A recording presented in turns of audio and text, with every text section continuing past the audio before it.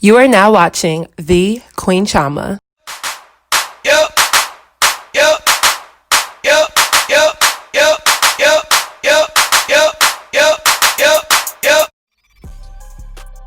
So hey guys, I'm back with another video. So tonight's video is yet again another Chioma Chats video podcast edition. So by the title, we're going to be discussing JT from the City Girls and some of her cryptic tweets resurfacing. So somebody had the time to dig up JT's old tweets, and a lot of them are very offensive and very detrimental to not just black women, but seems like she was coming for everybody with these ones. Now the tweet I'm going to be focusing on is the one she made about dark-skinned women. So it says, "I love pretty dark-skinned girls. Not too crispy now, but the Milky Ways be the shit." Woo, child. It's the colorist and deep-rooted self-hatred for me. Now, the reason why I wanted to talk about this tweet is because I personally feel like there are plenty of dark-skinned women and girls who actually have this notion of trying to draw the line between certain shades of dark skin. And before anyone tries to say that people change and these tweets are old and that we shouldn't use someone's past tweets to define who they are in the current time, this tweet is a little under 3 years old. So JT was 25 years old when she made this tweet. It's not like she made this when she was in middle school. She was a full-grown adult and she knew better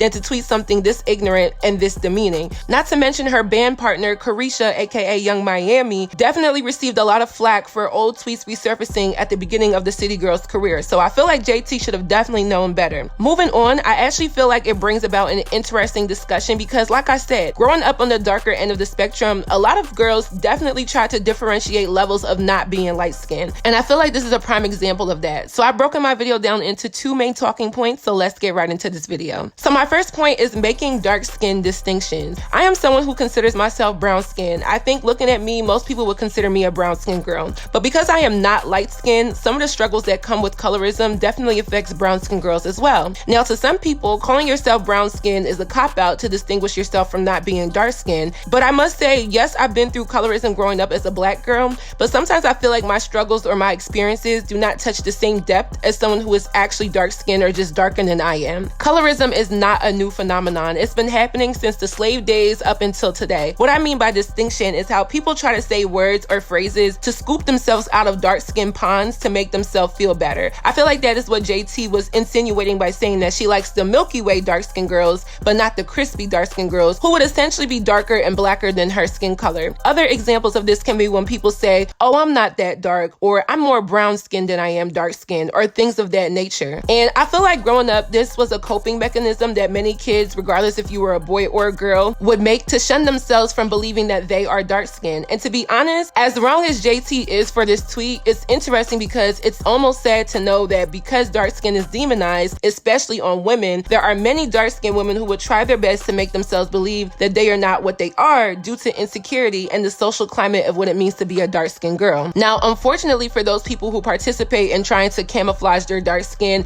and draw these distinctions, it doesn't make you any less dark or alter the way someone distinguishes their dark skin. I find it funny that JT can make these comments, but if you look at her mugshot, to me she looks crispy. Like, she looks like the crispy dark girls that she's basically trying to talk about. I also like to see girls in their free spirit demeanor, but lately I've just been turned off by JT because it seems like she's always mad, angry, or going off on somebody. I mean, after doing 2 years in prison, coming out to everybody anticipating a change from you, being met with positive open arms by the public through music and her fans, and getting her body done, you would think that she would be a little bit happier and nicer than what she is. Not to mention, there are countless dark-skinned girls who she probably would consider crispy by her definition that support her and her music with their same dark-skinned hands. Part of me doesn't want to go that in on her because I feel like when you're demonized for your skin color your entire life, told that you're not better than someone who is lighter than you, and see both men and women choose lighter complected individuals over you in a plethora of industries, it's going to affect you and your adulthood until you can learn to conquer your insecurity. But JT is going about colorism the wrong way because she definitely was affected by it and should be able to resonate with the same girls that she was trying to clown by making this tweet. What I didn't like about this situation is that she didn't acknowledge that she was wrong, apologize for her comments, or try to use her platform to educate people who are colorists, as well as make dark-skinned girls who probably grew up with the same insecurities as her feel better about themselves. And I feel like as someone with influence, it's not necessarily your obligation, but it is a privilege to have a platform to do right. Which leads me to point number 2. Now, point number 2 is why her response is the way how it is. Now, of course, the internet is going to call out the celebrities and influencers for their nonsense, and instead of JT to take accountability, her only response was saying, "Oops, LOL." And I feel like that's really childish coming from a 27-year-old woman who a few years ago nobody cared about, because the same people that support her and make her who she is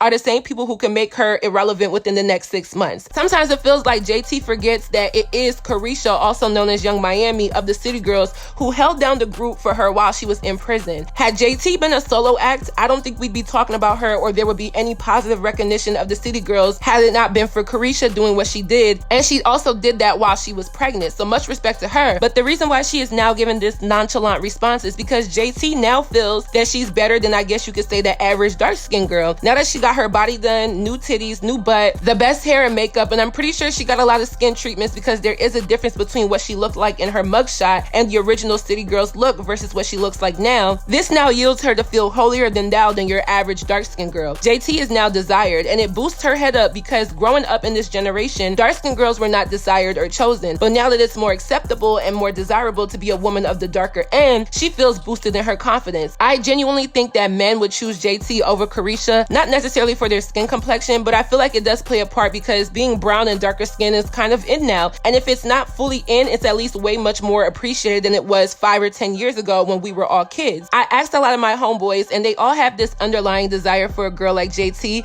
probably sexually, but still. There's a huge difference in how people interacted with dark-skinned girls 10 years ago versus now. The same boys who would probably call her crispy as she was growing up are now choosing her and wanting for her. Yet, except for her to appreciate or be humbled or just accept the fact that she's desired for who she is naturally and through her natural skin color, she chooses to then belittle and demean the girls who are the same shade, if not darker than her, and I just don't understand why. Just because you enhanced your body and you are desired for your look now, does not mean that you don't owe it to the girls that look just like you to be an ally. And if you ask me, JT is still a bitter bitch. There's no way in hell I could have all of this money, support, and access to things I didn't have growing up and still get on the internet as of 2020 going into 2021 and demean the same people who helped me get where I am at. There are probably several dark-skinned girls that look up to JT as a role model or at least some form of beauty icon, because the girl is very pretty and she just shitted on them by not taking accountability for her wrongdoings. And some people may think that it's just a tweet, but those tweets are forever, and tweets definitely describe a lot of the thoughts and mindsets of people writing them. Twitter is an outlet, but it's no different than writing your feelings down on paper. I'm really not here for the fact that she couldn't just use this opportunity to say something more uplifting if she was going to address it at all. Overall, if you are a dark-skinned girl, you really don't need to be looking up to JT, but who am I to tell you that? But I feel like you should really find ways to boost your confidence if you haven't already. There is no need to let society dictate your beauty because of the skin shade that you cannot control. It's asinine to me that someone who was affected by colorism growing up would make a mockery of a situation that affects her and affects her fans. JT is not absolved of colorism just because she has money and fame now. I'm pretty sure there are people within the Black community and outside of it that will still happily not give her certain opportunities or make her look bad solely because she is a dark-skinned Black woman. And one thing I don't understand about celebrities, it doesn't hurt to acknowledge you're wrong, okay? Like, it doesn't hurt to be a nice person. I keep seeing JT getting posted on all of these blog pages and going back and forth with fans and trying to use her newfound wealth and celebrity status to come for people who write about her in her comments. I understand that as an influencer, I definitely go back and forth with negative people in my comments here and there. Actually, I love doing it sometimes, but I've been seeing her a lot. Sometimes you do have to take a break from the internet because it can really get at you mentally and affect you emotionally. But I hate that the same platform that allows her to make money through sponsorships and relevance is the same platform that she couldn't take accountability for her colorist comments. We need to stop making distinctions within what is considered to be too Black or too dark. Being dark is not ugly. Being dark is not less than being light. And the faster Black people get this through their head, regardless of your nationality, ethnicity, or origin, the faster we can do better as Black people. The colorism topic gets so tiring because it's literally perpetuated by the same people it affects. And it's sad because it's not a hard problem to fix. People just need to value everyone's skin shade and acknowledge that Black is beautiful in all shades. So that is it for this video. Hope you guys enjoyed. What are your thoughts on my commentary? Definitely leave them in the comment section down below. Don't forget to follow me on all of my social media networks, and I will see you guys in my next video.